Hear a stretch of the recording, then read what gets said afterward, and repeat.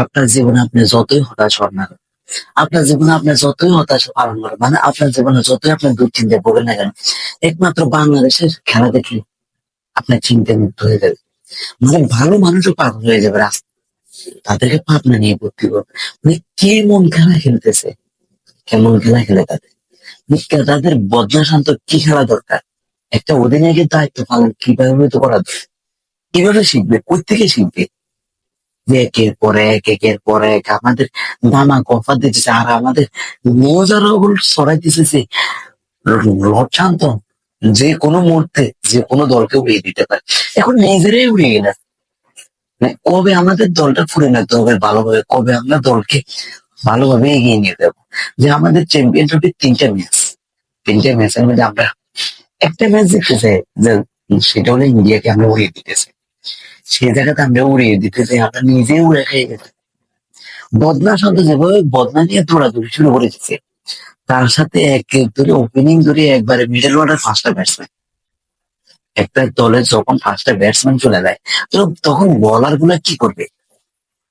বলার গুলো কি, ওয়েস্ট ইন্ডিজের দিকে তাকান, তাদের একবারে ওপেনিং ধরে তাদের মানে শেষ বলার পর্যন্ত তাদের রান করা, আর আমাদের পাঁচটা যাওয়ার পরে এজেন্ট শুরু হয়ে যায়।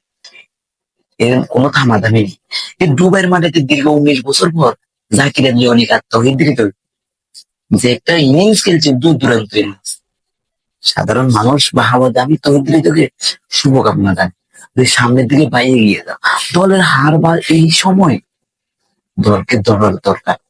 দলের যেভাবে ব্যাটারিং শুরু হয়ে যায়, আজকে তহিদ্রিত যদি না থাকতো বা জাকির আলী যদি ম্যাচটা না ধরতো, তাহলে আমাদের opening batsman, middle order batsman গুলো যদি রান করে দিত কিছু, তাহলে আমরা মনে হয় ম্যাচটা কিছুটা আমরা ফাইট করতে পারতাম।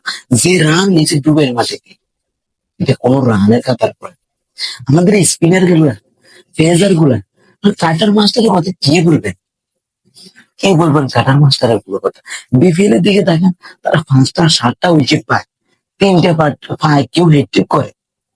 আর মানে দলে আসলে তাদের মানে বালিশ যেভাবে মানুষ ফিরে গিয়ে পানির যেভাবে উপর থেকে ঝর্ণা ফালাইছে, যেভাবে টুক টুক টুক করে পড়তে থাকে, আমাদের ওইভাবে উইকেট গুলো পড়তে। আর আমাদের গোড়া গড়েই যেরকম টিক টিক টিক করে ঘুরে না, সেভাবে আমাদের রানের বলার বলা রানের এইভাবে রান বাড়তে থাকে। কিভাবে কাকে কি বলবে? কোথায় মানে এ দায়ভার কে নিয়েছে? বাংলাদেশ একের পরে দীর্ঘ 20 ম্যাচের দিকে থাকা, যে ওয়ান ডে T20 যেসব ম্যাচ গুলো হচ্ছে, চ্যাম্পিয়ন ট্রফি, এশিয়া কাপ, এরপরে সিরিজ, ওয়ানডে সিরিজ, এই পাকিস্তানের সাথে, যে ইন্ডিয়ার সাথে, এইসব সিরিজ গুলোর মধ্যে কয়টা সিরিজ যে শান্তর অধীনে আমরা জিতে আসছি? কয়টা? তাহলে আমরা কিভাবে এই বদলা শান্তকে আমরা একটা অধিনায়ক দিতেছি? এটা দলের ক্যাপ্টেন ছিল তার যোগ্যতা লাগে, একটা দলের ক্যাপ্টেন ছিল তার মানানসই লাগে। একটা দলের ক্যাপ্টেন কিভাবে 5টা উইকেট যাওয়ার পর যে সে ধাপ বার করে ব্যাট খেতে পারে? 5টা উইকেট যাওয়ার পর, মানে এখন 5টা উইকেট পর তার ধাপ দেখছে, মূলে ধাপ, পাঁচটা মানে 32টা ধাপ মনে হাতে সবগুলো বাইর করে গেছে। তার তার স্কোরের দিকে তাকায়, তার সবচেয়ে বড় স্কোর হয়েছে এটা। আর মিডিয়াতে এসে সংবাদ সম্মেলনে তার মাইক একটা ধরাইতে, পড়র পড়র পড়র পড়র পড়র।